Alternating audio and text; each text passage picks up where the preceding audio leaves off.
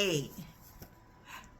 But I say to the unmarried and to the widows, it is good for them to, it is good for them if they remain even as I am. 9. But if they cannot exercise self-control, let them marry, for it is better to marry than to burn with passion. Growing up,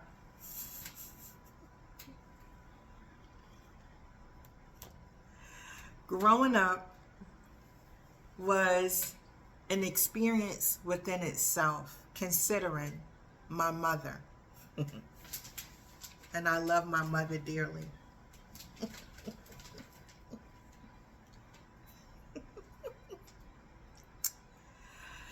In the mother wound that I have or had, well, we're repairing it. She would always say, if you have sex, you're going to burn. Me, and I'm being totally transparent. In my head, all I knew is if I had sex, I was going to burn.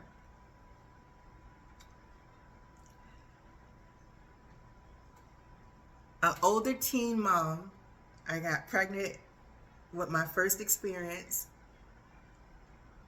and those thoughts bothered me and sometimes still bother me. I get triggered by certain situations. My mom never said the last part of it. She just said you're going to burn. So in my mind, because I had no self-control and I had premarital sex, which I had children out of wedlock, was the basis of a lot of my issues growing up. Because not only was I told if I that I was going to burn because I was, having sex, but the thought that my mom did not share the rest of it with me. And for years and years, until I was 30, I might have been in my 40s. Actually, I was in my 40s when I began to change for the better for myself and learn to appreciate what sex was, because it wasn't intimate. It was just sex. Today, understanding the second part, or the part that says, but if you cannot exercise self-control, let them marry, for it's better to marry than to burn with passion. My mom she never said that part. Never said that part. In my mind, I always say to myself that I have to be married. I have to be married. I have to be married. I have to be married. And I know I've said this to you, ladies and gentlemen, many times before, but I have to share it again because this is a part of my healing. I have to be married. I had 2 adult relationships, long term. My first relationship was for 7 years, and my last relationship was for 5.5 years, but we knew each other for 9 years total. In the 7-year relationship with him, that was my motivating factor. I have to be married. What I did is that we cohabitated for 7 years. We cohabitated. Old school. My mother never came to my apartment but once for Thanksgiving, and that's when he and I were on a midst of separating and breaking up. She came one time. My mother did not condone that behavior. She's old school. She didn't condone that behavior. And I couldn't understand why. And this is the wound that I had to close or stitch up a little bit to get the understanding. Cohabitation is not what I'm supposed to do as a woman of God. And because my mom, she gave bits and pieces, and she never gave the whole part of it, because I wanted to be in this relationship with this person, and he was a homo sapien. A homo sapien. He moved into our apartment with a TV and 2 garbage bags filled with clothes. And then at the end of our relationship, he gifted me a bed that he didn't sleep in. At the end of our relationship, we were trying to make changes, and the bed was like in our bedroom. We was going to change it because in my eyes, I thought that we were moving towards marriage. And I said to him from day one, I have to be married. I can't do this if I'm not married. And for that 7 years, we were not married. And even at the end of our relationship, when the ultimatum was set, he did not marry me. And other circumstances happened between he and I, where we lived together for 7 years and I was the other woman. In our 7-year relationship, we went on one trip. Anytime that my birthday came up, he gave me money and told me to go take care of you. When his birthday come around, he didn't celebrate. So what I did was, I in turn, gave him money back. And he really didn't care about it, but, he would do things for the house, but, okay. But after our relationship was ending and it was over, I learned that I was the other woman, although we lived together for 7 years. And then I got into the relationship with my ex-partner now. And when I was ending the relationship, the 7-year relationship, he and I were friends, and he was in his own relationship. And we would talk. And we would talk about different situations in our relationships and in our spiritual walk. I remember I used to help him with his sermons. I used to give him little tidbits on, how to be the most impactful. I would coach him how to, get powerful or that kind of stuff. I would give him those kind of tidbits because that's, I do that, So I'm thinking that, we're working. When I got out of that relationship and he got out of his relationship, we didn't date until he stopped working with me. And our first date that we had was at his apartment, and I met his mother for the first time. Now, prior to me and he and I being in our relationship, he had invited me to a gala that honored his aunt. And I said that I would go, and he paid for the ticket. But ultimately, I did not go.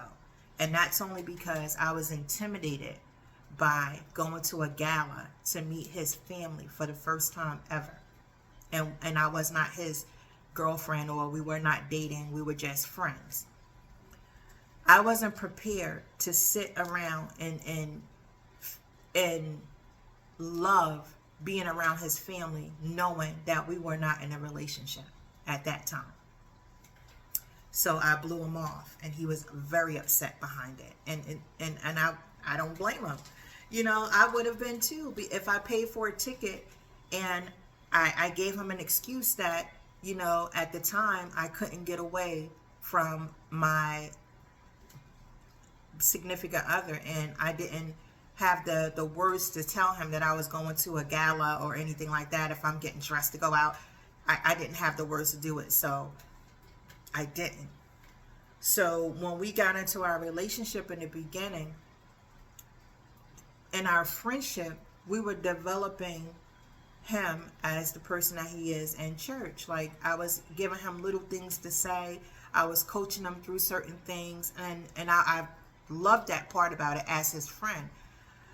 But as we got into our relationship, there was two things that happened.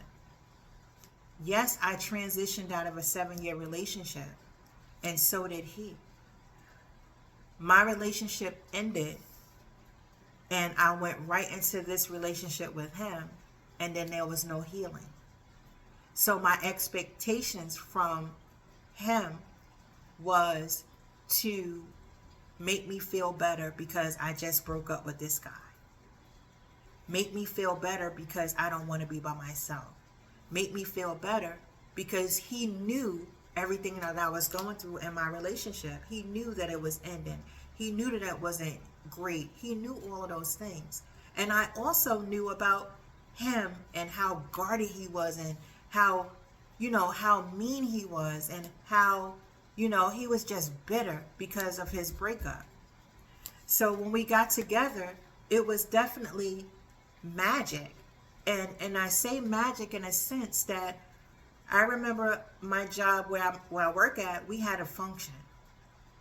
And we were playing around, and, I don't dance, but, line dancers, they hop, jump, skip, jump. That's me. I could do that. So I'm doing it, and he walked behind me. And when he walked behind me, I felt that connectiveness, like, oh my God, wait. And I'm like, Boaz, that's him right there. So from that moment, and I shared that with him, that I had that connectiveness to him from when he brushed my shoulder and behind me while we were, at our event. That was the first time that I had that connection with him. But then when we started dating, like I said, the first time that I met him, the first date that we had, I met his mother. And his mother and I had an amazing conversation. Come to find out that he and I went to the same college at Lincoln University. And I don't think we went at the same time, but we went. So I'm having this conversation with her, and she's telling me that, he's smart, he's this, he's that. But because he didn't finish, because of life happening for him, he didn't have an opportunity. So his life had happened. I wasn't there for his life, so I'm not going to share that with you. But I'm not talking to him, and I'm talking about him in the sense of this. I'm talking about him in the sense of 1 Corinthians 7, verse 9. When we first started talking in our relationship, that's the first thing that I told him. That you can't be single or dating and being a man of, the house of God. You can't do that. You can't minister to people and date. You either going to be single or you're going to be married. Single or married. Because that's what I was taught. That's the rules that, was what was said to me. So that's what I shared with him. Sir, we can't be fornicating. We can't be doing all of these different things, and then you stand up and preach in front of your congregation, your flock, or whatever. You can't do that. And so we decided to talk to the pastor, and the pastor gave us pastoral counseling with another couple. The first thing that I said to the pastor's first lady, I said to her, I grew up learning that a man who is in a church has to be married.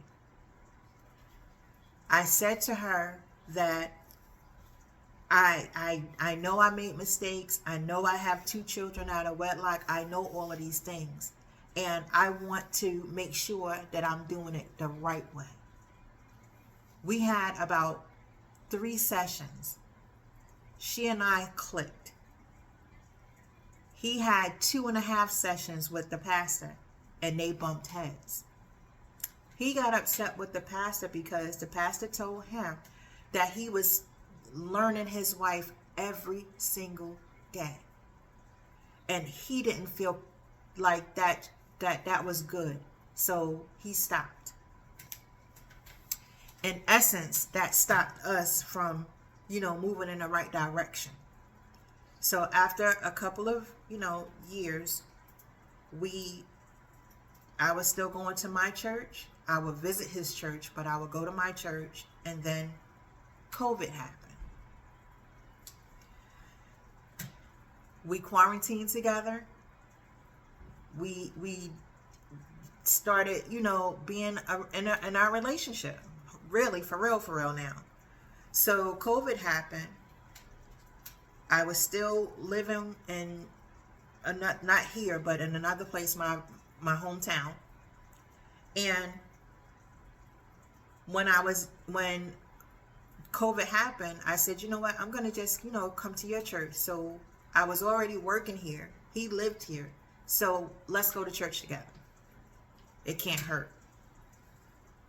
So I said to him, if I go to your church, I'm not going to sit there and just be quiet. I'm not going to do that. I want to be active in your church. I need to be active. I need to do something. I said, because that's what happened in my church. I was never allowed to do anything that I wanted to do because of whatever. We get there. He introduces me to pastor, but I've already met her. But to, pastor, she says she's going to come to church and she don't want to sit down. Okay, no problem. Okay, no problem. Okay, no problem. So pastor said, what do you want to do? So in my mind, I'm making sure that I'm in preparation of being his wife. I don't want him to say that we are unequally yoked because I came from one place and he came from another. So I'm going to get baptized at your church under your pastor, and we're going to be on the same page when it comes down to being equally yoked. So now I'm in this moment because I'm in preparation for being his wife. I'm under the tutelage of his pastor. I'm hearing the same thing he's hearing, so there won't be any confusion. That's the choice I made as a conscious person, saying I'm going to get baptized and I'm going to join his church and we're going to do this together because I'm assuming that we're going to be married. That didn't happen. 5.5 years later, well, on the 5th year, he decided that he wanted to propose to me. And he did. Gave me the ring. He gave me the ring. No one put a gun to his head. No one said he had to.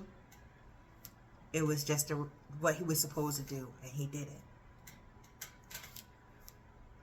He wasn't ready to do it, but he did it anyway.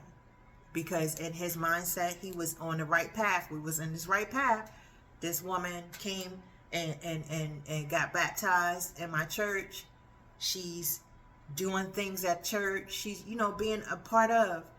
And I was doing that. Thinking that, it would be okay. Because now we're both getting the same understanding, the same education from the same person. We're doing the rules and regulations together. We're being in preparation to be married. He proposed. 12/12/22. 12/12/22. And I have to say it that way because those are the numbers. 12/12/22. By January 2023, every week we would spend Sundays together. Well, actually, he used to spend a night on the weekends because that's the only time we would be able to see each other. Saturday he would come over and he would leave on Monday morning when I went back to work. So we would go to church together. We would do all of these things. We understood that because we were in preparation of being married, that, the tongues wouldn't lag so much. But on the inside, he wasn't ready for it. And because I kept saying it out loud to him, that just because you put a ring on my finger, you still can't be this way. So in January of 2023, his behavior started to change. After New Year's Day, he stopped spending the weekend with me, and he would only come on Sundays after church to have dinner. from January to June, it was 4 Sundays in a month. He came 3 Sundays. Then it was, I'm leaving at a certain time because I need to go someplace to meet some people, this, and that. So it was 3 Sundays and 4 hours. By June of 2023, it was down to no Sundays and no hours and barely a phone call. But when I would call him, he would get agitated. He would get, all of these things. But I couldn't see it because I was in love and I was engaged and I was happy. By August 2023, our relationship was over. But I kept holding on to it. It was gone. It was gone. I struggled with it throughout 2023 because I was in love. I loved him and I was in love with him.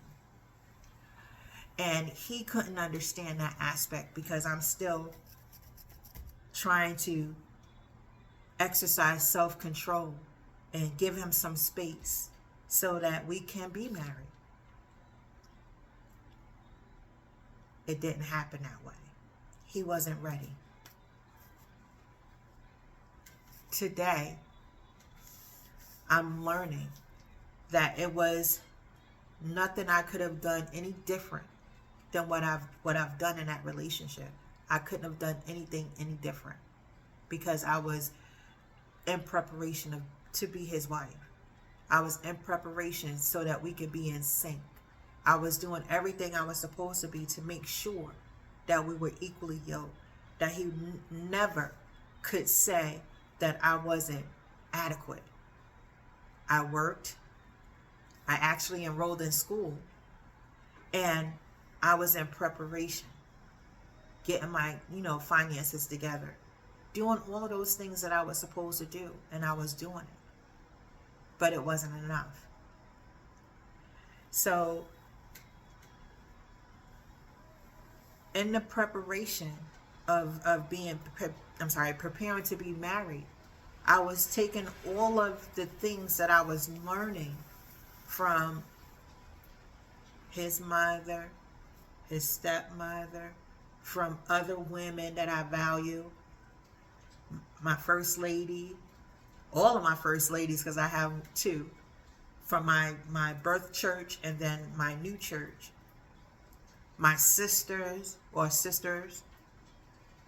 taking all of what the village or the community was given, and I was asking questions and making sure that I was cooking. I cooked him meals. I cooked from scratch. He didn't like sweets or anything like that because I bake. So I bake once in a blue moon and it would just sit here. But I was in preparation, and I still cook a good dinner on Sunday, and I just still do it because that's how I was in preparation for him. So I still do it for myself because now it's a part of me. Once you do something for 21 days, it becomes a habit. So it was a habit for me. So I'm doing it. When he stopped our relationship without cause, he moved on with his life in January of 2023 after only giving me the ring on 12/12/22. In January, he checked out the relationship. And I knew that. But because I loved him and I was in love with him, I held on to it. And I still have parts of me that hold on to him. The great thing about me today is that I do have love for him. I'm not in love with him, but I do have love for him. The preparation stage for myself today, I'm taking on this in verse number 7, where it says, "For I wish that all men were even as myself." That means that Jesus wants every man to be like him. But each one has his own gift from God, and one in this manner and another in that manner. My gift that God has given me is being open to my man, my husband, my God-given husband, my future husband. If you guys look at my TikTok, you'll see that I write dear future husband letters to him every day almost. Making sure that in my letter to him, that I'm letting him know that we're Bible studying it. We're learning the principles of marriage together. We're learning what it takes for us to be in our holy relationship. Understand that everything that I'm doing from this day forward is in preparation for my husband, and preparation for him to come in, and for me to be whole, and for him to be whole. For us to learn how to mature in our relationship with God, mature in our relationship with others, or with each other, and then to mature in our relationship towards others. God is going to be in the center of it all.